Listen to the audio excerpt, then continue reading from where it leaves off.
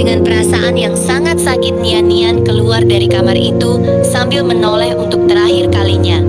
Dalam hati Nian berkata, "Semoga aku tak akan pernah bertemu denganmu lagi, Jingli." Nian keluar dari hotel itu dengan perasaan yang sangat sakit. Dia berjalan tertatih-tatih sambil mengeluarkan air mata. Nian, gimana? Apa kamu udah ketemu sama Jingli?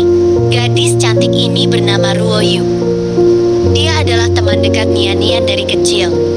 Nian tahu keberadaan Jingli itu juga darinya. Dengan perasaan sedih, Nian menjawab, "Ternyata kamu benar. Jingli memang selingkuh di belakangku." "Apa?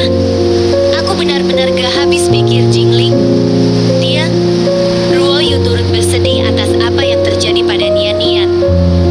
Nian, terus siapa selingkuhan Jingli? Apa kamu kenal dia?"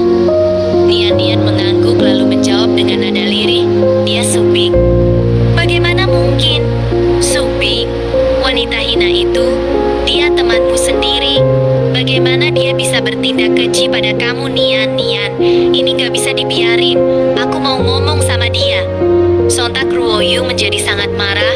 Dia ingin bergegas menemui Subing dan meminta penjelasan padanya. Tapi Nian menarik tangan Bingyu dan tidak memperbolehkan Bingyu masuk ke dalam. Nian tidak ingin Bingyu terlibat dalam masalah ini. Nian berkata dengan nada lirih, "Sudah Bingyu, jangan masuk ke dalam. Aku tak ingin jika nanti terjadi apa-apa sama kamu." Tapi Nian, mereka berdua mengkhianatimu, kamu. Dengan nada lembut, Bingyu merasa sangat kasihan pada Nian. "Udah, lupain saja mereka." Nian yang pada dasarnya sangat sedih, mencoba melupakan masalah yang baru saja ia alami. Kemudian Bingyu mencoba menghibur Nian. "Baik Nian, ini mungkin juga yang terbaik buat kamu. Coba kamu pikir kalau kejadian ini terjadi sehabis kalian udah nikah. Tapi untungnya, Tuhan lebih tahu dari kita. Dia nunjukin sifat asli mereka berdua ke kamu sebelum hari pernikahan." "Kamu benar Bingyu. Untungnya berkat ini juga aku tahu sifat asli mereka berdua. Nah, ini baru Nianku. Yuk, ikut aku ke taman."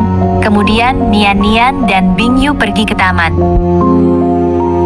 Di sepanjang perjalanan, Bingyu berbicara banyak untuk menghibur Nian, sehingga Nian yang tadinya sangat sedih menjadi lebih baik.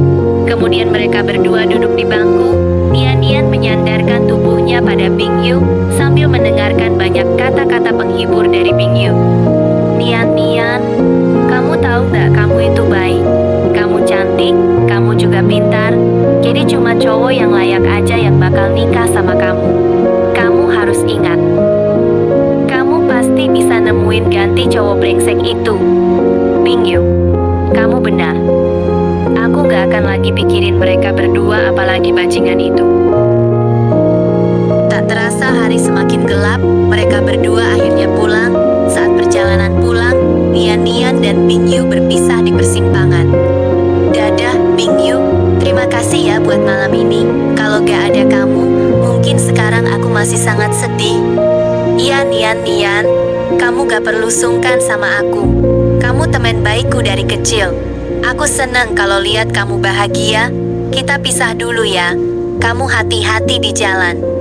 "Iya Bingyu, kamu juga hati-hati." Tak lama kemudian, Nian sampai di rumahnya. Dia menceritakan kejadian tadi kepada kedua orang tuanya. Ayah Nian bernama Hao Jun dan ibunya bernama Zhao Yu. Ayah Nian ketika mendengar cerita itu langsung berdiri dan terlihat begitu murka. Bagaimana tidak Nian anak tunggal yang sangat mereka sayangi malah dipermainkan seperti itu. Hao Jun bilang pada Nian dengan nada tinggi, Nian, jika kamu ingin membalas keparat itu, maka kamu hanya perlu bilang pada ayahmu ini, dan akan kubuat keluarga Jingli hancur." Ibu Nian juga mendukung perkataan Hao Jun. "Ayahmu benar nak, kamu cuma perlu bilang pada kami, dan kami pasti mencari keadilan untukmu. Kamu satu-satunya anak kami, kamu kesayangan kami. Mana mungkin kami hanya diam setelah tahu ada yang menyakiti perasaanmu." Kemudian Nian Nian bilang pada mereka dengan nada lembut, "Ibu, Ayah, terima kasih udah selalu dukung Nian Nian. Tapi balas dendam itu nggak perlu. Mungkin kalau sebelumnya Nian Nian bakal minta ayah dan ibu buat balas tindakan Jingli, tapi setelah Nian Nian mendengar banyak nasihat dari Ping Yu, Nian Nian yang jadi lebih tenang.